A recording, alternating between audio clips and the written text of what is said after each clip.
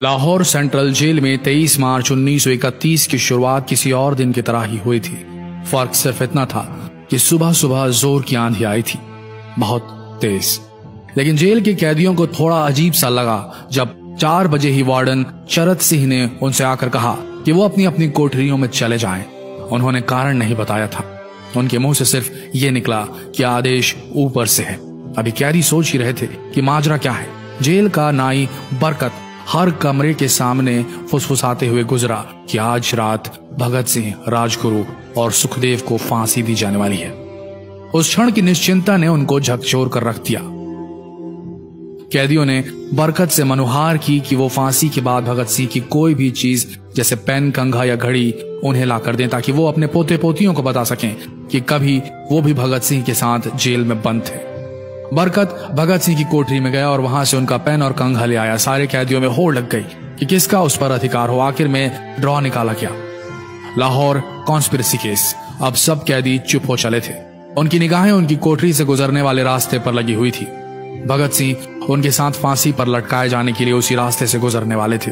एक बार पहले जब भगत सिंह उसी रास्ते से ले जाए जा रहे थे तो पंजाब कांग्रेस के नेता भीमसेन सच्चर ने आवाज ऊंची कर उनसे पूछा था, आप और आपके साथियों ने लाहौर कॉन्स्पिरेसी केस में अपना बचाव क्यों नहीं किया? भगत सिंह का जवाब था, इनकलाबियों को मरना ही होता है क्योंकि उनके मरने से ही उनका अभियान मजबूत होता है, अदालत में अपील से नहीं। वार्डन चरत सिंह भगत सिंह के खैर ख्वाह थे और अपनी तरफ से जो कुछ बन पड़ता था उनके लिए किया करते थे। उनकी वजह से ही लाहौर की द्वारकादास लाइब्रेरी से भगत सिंह के लिए किताबें निकलकर जेल के अंदर आ पाती थी। भगत सिंह की जेल की जिंदगी काफी कठिन थी। किताबें पढ़ने का शौक हो चला था उन्हें कि एक बार उन्होंने अपने स्कूल के साथी जयदेव कपूर को लिखा था कि वो उनके लिए कार्ल लिब्नेख्त की मिलिटरिज्म, लेनिन की लेफ्ट विंग कम्युनिज्म और ऑप्टन सिंक्लेयर का उपन्यास द स्पाई कुलबीर के जरिए भिजवाएं। भगत सिंह जेल की कठिन जिंदगी के आदी हो चले थे। उनकी कोठरी नंबर 14 का फर्श पक्का नहीं था, उस पर घास उगी हुई थी। कोठरी में बस इतनी ही जगह थी कि उनका 5 फुट 10 इंच का शरीर बमुश्किल उसमें लेट पाए। भगत सिंह को फांसी दिए जाने से 2 घंटे पहले उनके वकील प्राणनाथ मेहता उनसे मिलने पहुंचे। मेहता ने बाद में लिखा कि भगत सिंह अपनी छोटी सी कोठरी में पिंजड़े में बंद शेर की तरह चक्कर लगा रहे थे। इनकलाब जिंदाबाद। उन्होंने मुस्कुराकर मेहता को स्वागत किया और पूछा कि आप मेरी किताब रिवोल्यूशनरी लेनिन लाए या नहीं। जब मेहता ने उन्हें किताब दी तो वे उसे उसी समय पढ़ने लगे मानो उनके पास अब ज्यादा समय न बचा। मेहता ने उनसे पूछा कि क्या आप देश को कोई संदेश देना चाहेंगे? भगत सिंह ने किताब से अपना मुंह हटाए बगैर कहा, सिर्फ 2 संदेश, साम्राज्यवाद मुर्दाबाद और इनकलाब जिंदाबाद। इसके बाद भगत सिंह ने मेहता से कहा कि वो पंडित नेहरू और सुभाष चंद्र बोस को मेरा धन्यवाद पहुंचा दे जिन्होंने मेरे केस में गहरी रुचि ली थी। भगत सिंह से मिलने के बाद मेहता राजगुरु से मिलने उनकी कोठरी पहुंचे। राजगुरु के अंतिम शब्द थे, हम लोग जल्द मिलेंगे। सुखदेव ने मेहता को याद दिलाया कि वो उनकी मौत के बाद जेलर से वो कैरम बोर्ड ले लें जो उन्होंने उन्हें कुछ महीने पहले दिया था। मेहता के जाने के थोड़ी देर बाद जेल अधिकारियों ने तीनों क्रांतिकारियों को बता दिया कि उनको वक्त से 12 घंटे पहले ही फांसी दी जा रही है। अगले दिन सुबह 6 बजे की बजाय उन्हें उसी शाम 7 बजे फांसी पर चढ़ा दिया जाएगा। भगत सिंह मेहता द्वारा दी गई किताब के कुछ पन्ने ही पढ़ पाए थे। उनके मुंह से निकला, क्या आप मुझे इस किताब का एक अध्याय भी खत्म करने नहीं देंगे? भगत सिंह ने जेल के मुस्लिम सफाई कर्मचारी बेबे से अनुरोध किया कि वो उनके लिए उनको फांसी दिए जाने से 1 दिन पहले शाम को अपने घर से खाना जरूर लाएं। लेकिन बेबे भगत सिंह की इच्छा पूरी नहीं कर सके क्योंकि भगत सिंह को 12 घंटे पहले फांसी देने का फैसला ले लिया गया और बेबे जेल के गेट के अंदर ही नहीं घुस पाए। थोड़ी देर बाद तीनों क्रांतिकारियों को फांसी की तैयारी के लिए उनकी कोठरियों से बाहर निकाला गया।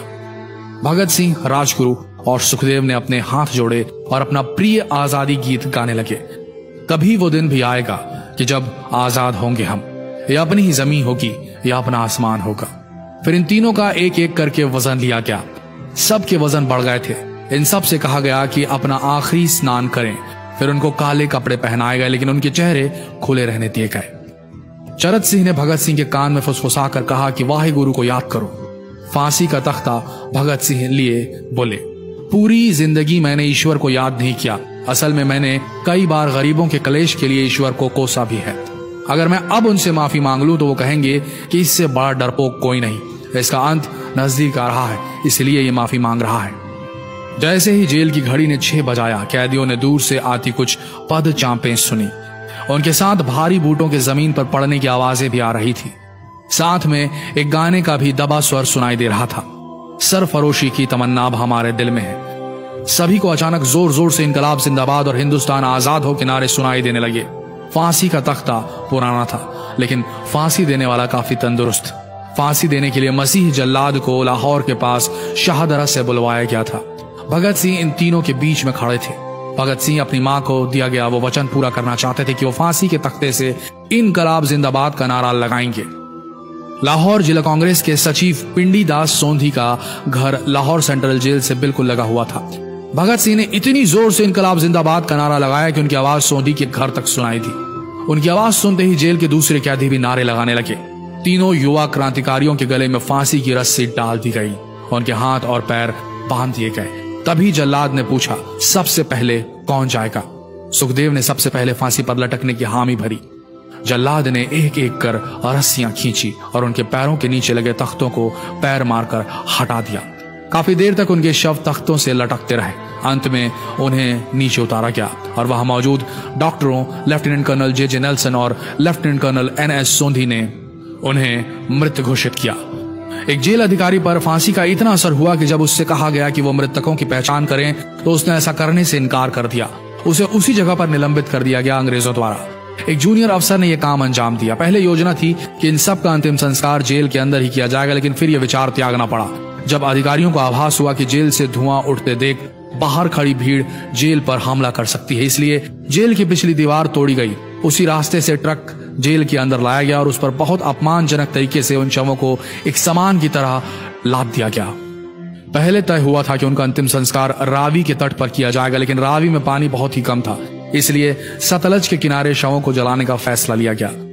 उनके पार्थिव शरीर को फिरोजपुर के पास सतलज के किनारे लाया गया।